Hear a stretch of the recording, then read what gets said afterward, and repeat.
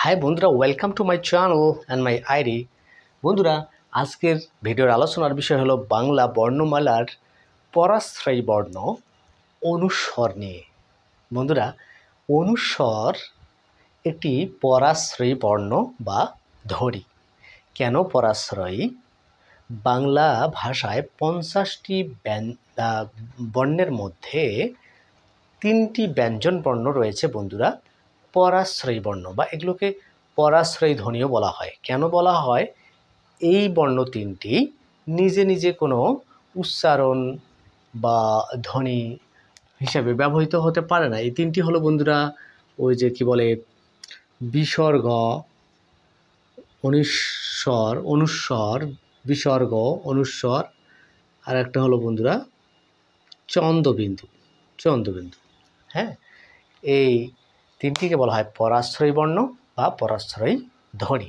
তো আমি এই 3টির মধ্যে বন্ধুরা কথা বলবো এখানে অনুস্বর নিয়ে। অনুস্বরও তেমনই একটি পরাশ্রয়ী বর্ণ বা পরাশ্রয়ী ধ্বনি।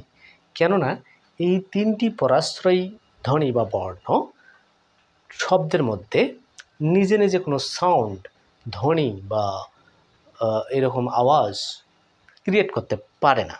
এরা অন্য ধ্বনির সঙ্গে মিলিত হয়ে একটা আওয়াজ তৈরি করে। তো চলুন বন্ধুরা আমরা দেখে নিই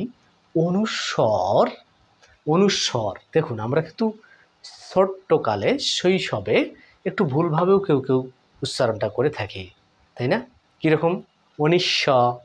অনিশ্ব মানে অনিশ্বত বোঝাচ্ছে, বা অনিশ্বর, এরকম ভুলভাবে উচ্চারণ করে থাকি। আজকের পর থেকে আপনারা ভালোভাবে উচ্চারণটাও করবেন। অনুস্বর। চলুন বন্ধুরা আমরা নিয়ম উদাহরণ দিয়ে দেখার চেষ্টা করি অনুস্বর কিভাবে শব্দে ব্যবহার হয়ে থাকে। প্রিয় শিক্ষানবিক ভাই ও বোনেরা, দেখুন, অনুস্বর পরাশ্রয়ী বর্ণ। অনুস্বর বাংলায় নাসিক্য বর্ণ ঙ এর মতো কাজ করে থাকে।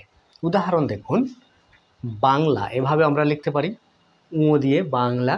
আবার অনুস্বর বাংলা, ঙ এর স্থলে দেখুন অনুস্বর বসিয়ে কাজ করা যায়। রং এভাবে লেখা যায়, ঙ এর স্থলে অনুস্বর বসিয়ে রং। সঙ্গীত অনুরূপভাবে সঙ্গীত।